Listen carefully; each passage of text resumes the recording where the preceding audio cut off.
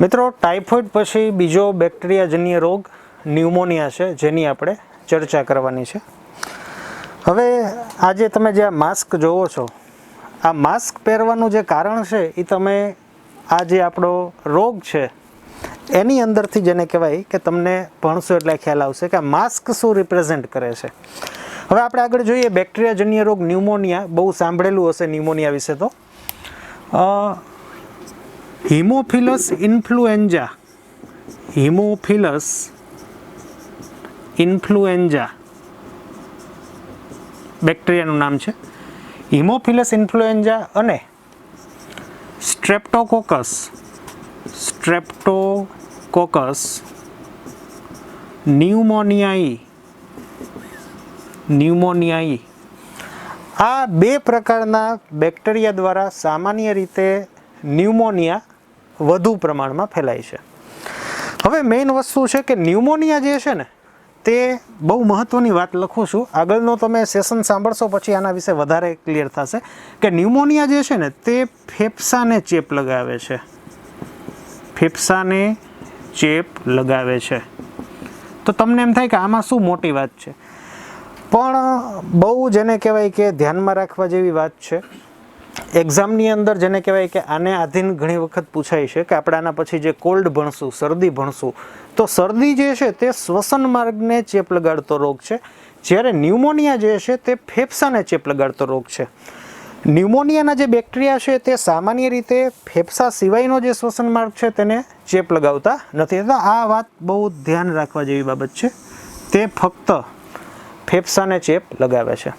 હવે આગળ વધતા પહેલાં હું તમને બીજી સાદી માહિતી આપું કે આ જે ન્યુમોનિયા જે છે આ કોના જેવો રોગ છે, તો કે ન્યુમોનિયા ઇઝ ઇક્વલ ટુ હાલનું જે આપણે જેનાથી ડરીએ છીએ તે કોરોના વાયરસ, જે ન્યુમોનિયા કોરોના વાયરસ એના દ્વારા થતો જે રોગ, જેને હાલના તબક્કે આપણે COVID-19 તરીકે ઓળખીએ છીએ. ઉપરાંત તમે H1N1 સ્વાઇન ફ્લૂ વિશે સાંભળેલું જ હોય.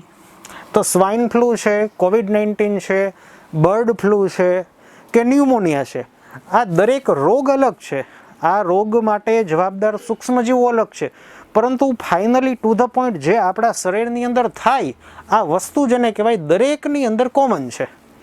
હવે શું થાય છે એના વિશે આપણે ધીમે ધીમે સમજવાનું સ્ટાર્ટ કરીએ. તો પહેલી વસ્તુ છે કે ન્યુમોનિયા ફેફસાને ચેપ લગાવે છે, શ્વસન સંબંધિત રોગ છે, જેને આપણે પલ્મોનરી ઇન્ફેક્શન તરીકે ઓળખીએ છીએ. ફેલાવો, આ રોગનો ફેલાવો તો સામાન્ય જેને કહેવાય કે હાલમાં તો તમે જોઈ શકો છો કે મેં પણ માસ્ક બાંધેલું છે, તો એનો ફેલાવો આવી રીતે થાય છે. આવી રીતે એટલે કે મુખ્યત્વે ચેપગ્રસ્ત વ્યક્તિ, જે વ્યક્તિને ન્યુમોનિયાનો ચેપ છે, આ ચેપગ્રસ્ત વ્યક્તિ જે છે આ વ્યક્તિ દ્વારા નંબર 1 છીંક અથવા તો ઉધરસ કે ખાંસી. જ્યારે પેશન્ટ છીંક અથવા તો ખાંસી ખાય છે ત્યારે હવામાં સૂક્ષ્મ બિંદુ જેને આપણે એરોઝોલ્સ અથવા તો ડ્રોપલેટ્સ તરીકે ઓળખીશું, ડ્રોપલેટ્સ. આ ડ્રોપલેટ્સ આપણા શ્વાસની અંદર જાય કે જેની સાથે આના બેક્ટેરિયા હોય અને જે આપણા ફેફસાને ચેપ લગાવે. તો મેઇન જે ન્યુમોનિયાનો ફેલાવો છે તે ચેપગ્રસ્ત વ્યક્તિ જે છે એનું છીંકવાથી અથવા તો એની જે ખાંસી છે અને ખાંસીથી જે ડ્રોપલેટ્સ મીન્સ કે સૂક્ષ્મ પ્રવાહીના બિંદુઓ અને આ બિંદુઓની સાથે જેને કહેવાય આના બેક્ટેરિયા જે છે એ આપણને એની અંદર જોવા મળે. અને આ ડ્રોપલેટ્સ અથવા એરોઝોલ્સ જો આપણા શરીરની અંદર જાય તો આપણને આ રોગ થાય. તો મેજર જેને કહેવાય ફેલાવો જે છે આવી રીતે થાય. નંબર 2, સામાન્ય શ્વાસ ઉચ્છ્વાસ દ્વારા. એટલે કે પેશન્ટ જે છે એને છીંક નથી ખાધી, ખાંસી નથી, ઉધરસ નથી, છતાં પણ જો તમે એની કોન્ટેક્ટમાં બેસો, જે આપણે અત્યારે હાલમાં જે કહીએ છીએ 6 ફૂટનું અંતર જાળવવું જરૂરી છે, તો એની પાછળનું રીઝન છે કે એટલું અંતર જો તમે જાળવો તો જે પેશન્ટમાંથી જે બહાર જે ઉચ્છવાસ નીકળે છે, આ ઉચ્છવાસની સાથે પણ આ બેક્ટેરિયા સામાન્ય રીતે આપણને જોવા મળે છે. તો આ વસ્તુ ટીબી માટે પણ કોમન છે, શરદી માટે પણ કોમન છે, અન્ય વાયરલ ઇન્ફેક્શન માટે પણ કોમન છે, આ બેક્ટેરિયલ ઇન્ફેક્શન અથવા તો ન્યુમોનિયા માટે પણ કોમન છે. તો બીજો જે મેજર જેને કહેવાય ફેલાવો છે તે સામાન્ય શ્વાસ ઉચ્છવાસ આપણે દર્દી જે છે એના નજીકના કોન્ટેક્ટમાં જો આપણે જાય તો આપણને થઈ શકે. નંબર 3, દર્દીએ ઉપયોગમાં લીધેલા સાધનો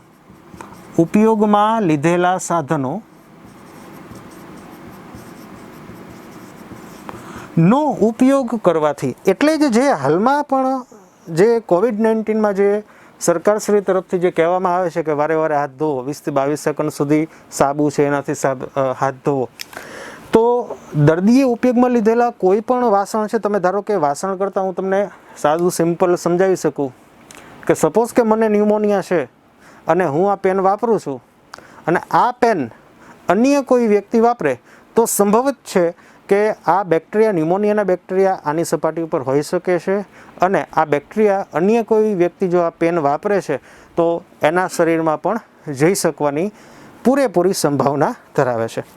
તો આવી રીતે જેને કહેવાય કે ન્યુમોનિયા જે છે તે ફેલાય છે. એટલે હું તમને ટૂંકું ને ટચ જો કહું ને તો આનો ફેલાવો છે ને તે મુખ્યત્વે હવા દ્વારા થાય છે એવું કહી શકાય. હવા દ્વારા ફેલાવો થાય તે કહી શકાય. તો ન્યુમોનિયા આવી રીતે ફેલાય છે. હવે આપણે આગળ જોઈએ. હવે આપણે ચર્ચા કરીએ કે શ્વસન માર્ગની અંદર ન્યુમોનિયા નહીં, કોઈ પણ પ્રકારનું જો ઇન્ફેક્શન લાગે તો એનો પ્રતિકાર કરવા માટે આપણું શ્વસન તંત્ર શું કરે છે એની સાદી માહિતી લઈશું ને તો આપણને ન્યુમોનિયા વિશે વધુ ખ્યાલ આવશે કે ન્યુમોનિયા કઈ રીતે ઘાતક છે, એની અંદર એક્સ્ટ્રા શું છે. હવે આપણે સાદી વાત, સામાન્ય ચર્ચા કરીએ કે કોઈ પણ સૂક્ષ્મજીવ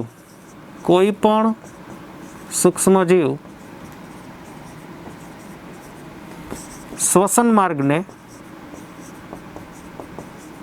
ચેપ લગાવે તો શું થાય? તો આપણું જે શ્વસન માર્ગ છે એની સામી પ્રતિક્રિયા શું છે? કોઈ પણ સૂક્ષ્મજીવ જ્યારે શ્વસન માર્ગને ચેપ લગાવે છે ત્યારે શ્વસન માર્ગના જે કોષો છે, શ્વસન માર્ગના કોષો, આ કોષો દ્વારા વધુ પ્રમાણમાં શ્લેષ્મનું ઉત્પાદન થાય.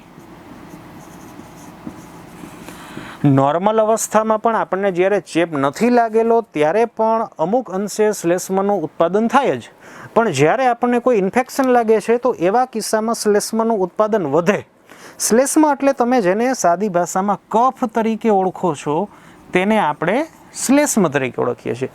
તો કહેવાનો મિનિંગ છે કે ઇન્ફેક્શન દરમિયાન આપણા શ્વસન માર્ગના જે કોષો છે એના દ્વારા શ્લેષ્મનું ઉત્પાદન વધે અને આ શ્લેષ્મ સાથે કોઈ પણ સૂક્ષ્મજીવ, ન્યુમોનિયાની ચર્ચા કરતો હોય તો બેક્ટેરિયા, કે શરદીની ચર્ચા કરતો હોય તો વાયરસ, તો આ શ્લેષ્મ સાથે સૂક્ષ્મજીવ જકડાઈ જાય. હવે બીજી તરફ ન્યુરોલોજિકલ મિકેનિઝમ આપણા શરીરની એવી છે કે શ્લેષ્મનું પ્રમાણ વધે એટલે મગજ દ્વારા ઉધરસ વધે અથવા તો છીંક વધે. એટલે કે આ શ્લેષ્મ નાક અથવા તો મુખ કે બંને દ્વારા બહાર નીકળે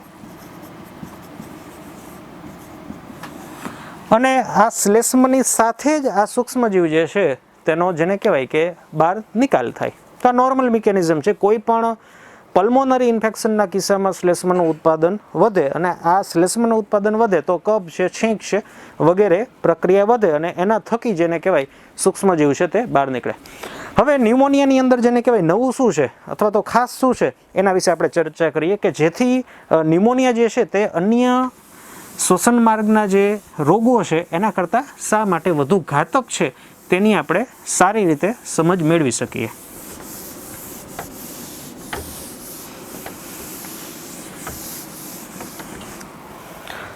હવે ન્યુમોનિયાના આ બેક્ટેરિયા આવી રીતે અલગ પડે છે. ન્યુમોનિયાના બેક્ટેરિયા ફેફસામાં પ્રવેશે. હું શબ્દ અહીંયા વાપરીશ વાયુકોષ્ઠ. ફેફસાનું જેને કહેવાય કે વાયુકોષ્ઠ. હવે મેં જે તમને કીધું એમ વાયુકોષ્ઠના કોષ જે છે અથવા તો ઇવન આખા શ્વસન માર્ગના જે કોષો છે શ્લેષ્મા ઉત્પન્ન કરે. હવે એક ટ્વિસ્ટ આવે છે. મેં જે તમને કીધું કે શ્લેષ્માની સાથે સૂક્ષ્મજીવ જે છે એ ટ્રેપ થઈ જાય, જકડાઈ જાય અને પછી આ શ્લેષ્માની સાથે બહાર નીકળે. પણ અપવાદ રૂપે જેને કહેવાય કે ન્યુમોનિયાના બેક્ટેરિયા જે છે, અપવાદ રૂપે ન્યુમોનિયાના બેક્ટેરિયા આ શ્લેષ્મનો તમે મિત્રો નહીં માની શકો એવી વાત છે કે આ બેક્ટેરિયા શ્લેષ્મનો ખોરાક તરીકે ઉપયોગ કરે છે. એટલે બને એવું કે સપોઝ કે હું તમને સંખ્યાની દ્રષ્ટિએ સમજાવું તો 100 બેક્ટેરિયા આક્રમણ કરે છે અને એના વિરુદ્ધ શ્લેષ્મા ઉત્પન્ન થાય, તો આ 100 બેક્ટેરિયા શ્લેષ્માનો ખોરાક તરીકે ઉપયોગ કરે અને જેને કહેવાય કે એને પોષણ મળતા એનો પ્રજનનનો દર વધે. એટલે 100માંથી સીધા જેને કહેવાય કે 200 થાય, 400 થાય, 500 થાય. એટલે શ્લેષ્માનું ઉત્પાદન આપણા શરીરની અંદર થવાથી ન્યુમોનિયાના જે બેક્ટેરિયા છે એને બહુગુણિત થવાની જેને કહેવાય કે એક શક્તિ મળે, ખોરાક મળે. એટલે તેથી બેક્ટેરિયાનો વધુને વધુ ગ્રોથ થાય, વધુને વધુ ગુણન થાય અથવા ગ્રોથ થાય. હવે પાછી રિફ્લેક્સ મિકેનિઝમ જેવું કે બેક્ટેરિયા વધશે તો સામા પક્ષે પાછું જેને કહેવાય કે વધુને વધુ શ્લેષ્મનું ઉત્પાદન થાય. વળી પાછું એક જ લાઈન, આ વધુને વધુ શ્લેષ્મનો ઉપયોગ આ વધુને વધુ બેક્ટેરિયા એઝ અ ખોરાક તરીકે કરશે અને એનું ગુણન થાય. એટલે આ પ્રોસેસ જેને કહેવાય ચાલ્યા જ કરશે કે શ્લેષ્મનું પ્રોડક્શન, બેક્ટેરિયાનું પ્રમાણ વધશે. સામે પક્ષે બેક્ટેરિયા જે છે એને શ્લેષ્મા એક ખોરાક તરીકે મળે છે એટલે એને મજા આવી જાય, એનું જેને કહેવાય કે ગુણન વધ્યા રાખે. એટલે ફાઇનલી બને એવું કે આ હું તમને વાયુકોષ્ઠ દોરીને સમજાવું. આ વાયુકોષ્ઠ છે, આ છે એની ફરતે રહેલી રુધિર વાહિનીઓ, રુધિર કેશિકાઓ. આ છે વાયુકોષ્ઠના અધિચ્છદીય કોષો.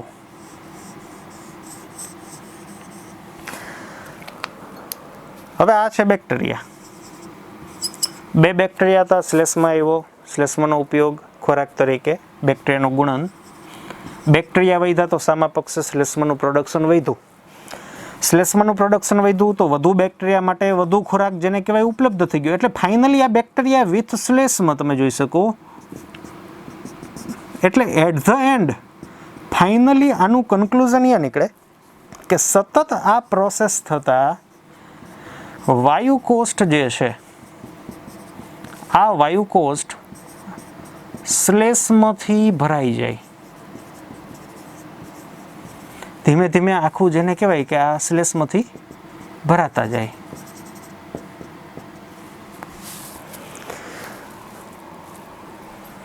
જ્યારે સમગ્ર એટલે કે ફેફસાની અંદર રહેલા જે અબજો વાયુકોષ્ઠ છે, આ બધા વાયુકોષ્ઠ, સમગ્ર વાયુકોષ્ઠ શ્લેષ્મથી ભરાય એટલે શું થાય મારે કહેવાની જરૂર નથી કે જે વાત વિનિમય જે છે, ઓક્સિજન કાર્બન ડાયોક્સાઇડનું જે વહન છે તે સ્ટોપ થાય. O2 અહીંયા ન જઈ શકે, ન તો રુધિરમાંથી કાર્બન ડાયોક્સાઇડ ફેફસામાં જાય કે જેથી એનો નિકાલ થાય. એટલે કાર્બન ડાયોક્સાઇડનું પ્રમાણ જેને કહેવાય રુધિરમાં વધે, શરીરમાં વધે, બ્લડની pH ઓછી થાય, એસિડિક બને. ઉપરાંત ઓક્સિજન જે છે તે બહારથી નહીં આવે અને દર્દી જે છે એનું મૃત્યુ થશે. તો આ જે વાત મેં જે કીધી કે વાયુકોષ્ઠ શ્લેષ્મથી ભરાઈ જાય, ઓક્સિજન કાર્બન ડાયોક્સાઇડ જે છે એનું વાત વિનિમય અટકે, આ બધી જ વસ્તુ same to same corona virus છે કે સ્વાઇન ફ્લૂ છે કે બર્ડ ફ્લૂ છે, દરેકની અંદર આ વસ્તુ કોમન છે. તો ન્યુમોનિયાની અંદર આ થવાનું પાછળ જે રીઝન છે આ છે બેક્ટેરિયા દ્વારા શ્લેષ્મનો એઝ અ ખોરાક અથવા તો પોષક દ્રવ્ય તરીકેનો ઉપયોગ. હવે આજે મેં તમને સીધી વાત કરી કે વાયુકોષ્ઠ શ્લેષ્મથી ભરાઈ જાય અને બધા જ વાયુકોષ્ઠ જ્યારે ભરાય છે ત્યારે કાર્બન ડાયોક્સાઇડ ઓક્સિજન જે છે વાત વિનિમય અટકે અને દર્દીનું મૃત્યુ થાય. પણ આ ફાઇનલ સ્ટેપ મેં કીધું. હવે વચ્ચેનું સ્ટેપ કહું કે એવો સમય કે જ્યારે વાયુકોષ્ઠો સંપૂર્ણ રીતે શ્લેષ્મથી નથી ભરાયેલા, ધારો કે અડધા ભરાયેલા છે, આટલે સુધીના ભરાયેલા છે, તો આવા કિસ્સામાં કાર્બન ડાયોક્સાઇડ અને ઓક્સિજન જે છે એની એક્સચેન્જ થાય, પણ જે નોર્મલી થવી જોઈએ ને એટલી ન થાય. એટલે જ્યારે વાયુકોષ્ઠો અડધા શ્લેષ્મથી ભરાયેલા છે કે અડધાથી ઓછા કે અડધાથી વધારે, મીન્સ કે સંપૂર્ણ નથી ભરાયેલા, એવા કિસ્સામાં ઓક્સિજન કાર્બન ડાયોક્સાઇડની એક્સચેન્જ થશે, પણ જે નોર્મલી થવી જોઈએ એટલી થાય નહીં. તેથી જેને કહેવાય કે શરીરમાં O2નું પ્રમાણ ઘટે. શરીરમાં O2નું પ્રમાણ ઘટે. હવે શરીરમાં O2નું પ્રમાણ ઘટે ને મિત્રો, એટલે આપણું જે રુધિર છે ને પરફેક્ટલી લાલ ન દેખાય. અથવા તો તમે ઘણી વખત જોયું હોય કે આપણી જે હાથની અંદર તમે આ જોવો ને શીરા, તો તમને સહેજ બ્લુ કલરની દેખાય. તો એની પાછળનું રીઝન છે કે ડીઓક્સિજનેટેડ બ્લડ જે આપણને જોવા મળે છે રુધિરવાહિનીની અંદર, એટલે આપણો એનો કલર જે છે પરફેક્ટલી આપણને લાલ નથી દેખાતો. તો ન્યુમોનિયાની અંદર જ્યારે વાયુકોષ્ઠો અડધા મીન્સ કે પૂરા જ્યારે નથી ભરાયેલા, એવા કિસ્સામાં જે ઓક્સિજન કાર્બન ડાયોક્સાઇડ એક્સચેન્જ જે છે એ ઓછી થાય છે, મીન્સ કે રુધિરમાં ઓક્સિજન ઓછો હોય, તો એવા કિસ્સામાં આપણું જે રુધિર જે છે તે પરફેક્ટલી જેને કહેવાય લાલ કલરનું દેખાતું નથી. તેથી રુધિર બહારથી એટલે કે થ્રુ સ્કિન, ચામડી થ્રુ, આપણે આમ જોઈએ આમ ચામડીમાંથી એમ, એટલે કે રુધિર બહારથી સહેજ ભૂખરું દેખાય, સહેજ આપણને ભૂખરું દેખાય. અને જે જગ્યાએ મેલેનિન યુક્ત કોષો નથી ને તે જગ્યાએ આપણે રુધિરને પરફેક્ટલી જોઈ શકીએ. જેમ કે આંખ છે, તમે જોયું હોય તો ડૉક્ટર જે છે આંખ તપાસે આમ, તો આંખ નીચે આમ કરવાથી અહીંયા મેલેનિન નથી, તો પરફેક્ટલી જો આંખ લાલ છે તો હિમોગ્લોબિનનું લેવલ વધારે છે. પછી આ હોઠ છે, અહીંયા પણ આપણને મેલેનિન ન જોવા મળે. તો ન્યુમોનિયાના કિસ્સામાં તમે આંખની નીચે જોઈ શકો, અથવા તો જે આપણા હોઠ છે એ સીધા જ આપણને ભૂખરા, અથવા તો અમુક જે અમેરિકન ટેક્સ્ટબુક જે છે તે બ્લુ શબ્દ યુઝ કરે છે. તો આપણા હોઠ, ઇવન તમે આ નખ જોઈ શકો કે નખની જે નીચેનો ભાગ છે ને ત્યાં આપણને સીધું રુધિર લાલ કલરનું દેખાય. તો ન્યુમોનિયાના કિસ્સામાં મિત્રો બહુ સમજવા જેવી વાત છે, યાદ રાખવા જેવી વાત છે કે ન્યુમોનિયાના કિસ્સામાં પેશન્ટ જે છે તેના નખ, હોઠ, ઇવન આઈલિડ્સ, અંદરની બાજુએ જે આંખ છે તે આપણને ભૂખરા રંગનું દેખાય.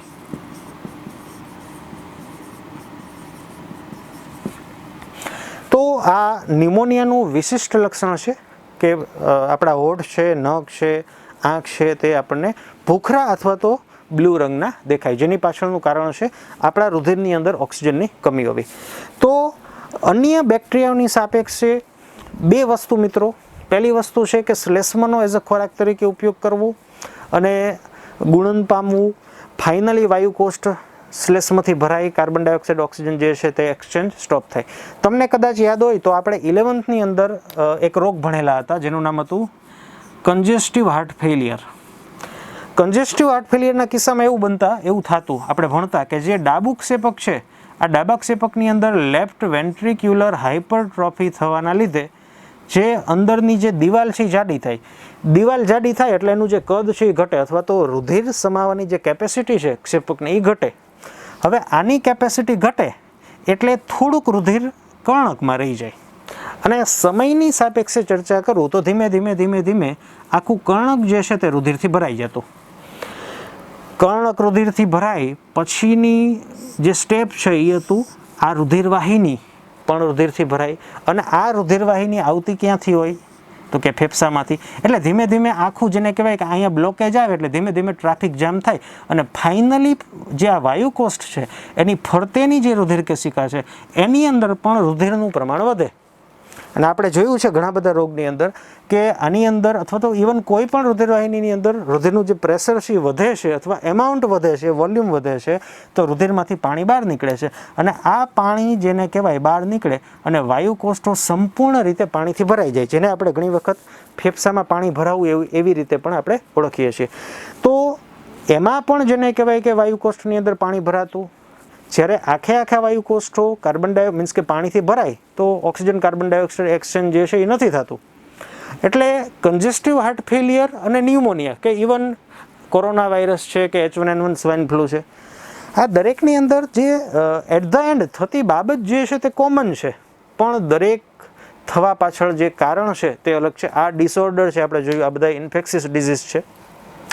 તો કન્જેસ્ટિવ હાર્ટ ફેલિયર જેવું જ છે, પણ ડિફરન્સ એવો છે કે વાયુકોષ્ઠની અંદર શ્લેષ્મનો ભરાવો થાય છે, જ્યારે કન્જેસ્ટિવ હાર્ટ ફેલિયરની અંદર સામાન્ય રીતે રુધિરમાંથી જે બહાર નીકળતું પાણી છે આ પાણીનો આની અંદર ભરાવો થતો. તો ફરીથી મિત્રો, ફેફસાને ચેપ લગાવે છે, શ્વસન માર્ગને ચેપ લગાવતું નથી. કાર્બન ડાયોક્સાઇડ ઓક્સિજન એક્સચેન્જ ઘટી જતાં રુધિરમાં ઓક્સિજનનું પ્રમાણ ઘટે, જેથી નખ છે, હોઠ છે કે ઇવન આપણી જે આંખ છે તે સામાન્ય રીતે ભૂખરાથી બ્લુ, ભૂખરું અને બ્લુ બંને તમારે યાદ રાખવાનું છે, ભૂખરું અથવા તો બ્લુ રંગનું આપણને દેખાય. તો આગળ જોઈએ આપણે ન્યુમોનિયા વિશે.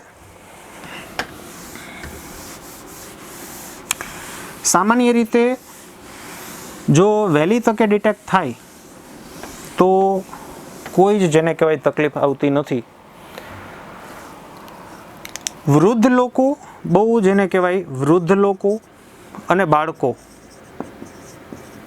આ લોકોની અંદર જેને કહેવાય કે રોગ પ્રતિકારક શક્તિ જેને કહેવાય ઓછી છે, તેથી તે લોકો ન્યુમોનિયાના શિકાર થવાની ખૂબ જ વધારે તેઓની અંદર શક્યતા રહેલી છે. ઉપરાંત મિત્રો, જે એઇડ્સના દર્દી છે, એઇડ્સના દર્દીઓને પણ ન્યુમોનિયા થવાની શક્યતાઓ વધે છે. જોકે આપણે ભારતની ચર્ચા કરીએ તો ભારતની અંદર જે એઇડ્સનો દર્દી છે તેને સામાન્ય રીતે ટીબી જોવા મળે છે. આવી રીતે ડૉક્ટર જે છે એ પકડે છે એઇડ્સને. પરંતુ ટીબીને જો આપણે બાદ કરીએ તો ન્યુમોનિયા પણ આપણને એઇડ્સના જે પેશન્ટ છે એની અંદર વધુ પ્રમાણમાં જોવા મળે છે. તો આ થયો બેક્ટેરિયાજન્ય બીજો રોગ ન્યુમોનિયા, જે શ્વસન સંબંધિત રોગ છે, ફક્ત ફેફસાને જ ચેપ લગાવે છે. હવે આના પછી આપણે નેક્સ્ટ સેશનની અંદર જોશું વાયરસ દ્વારા થતા રોગો, કોલ્ડ.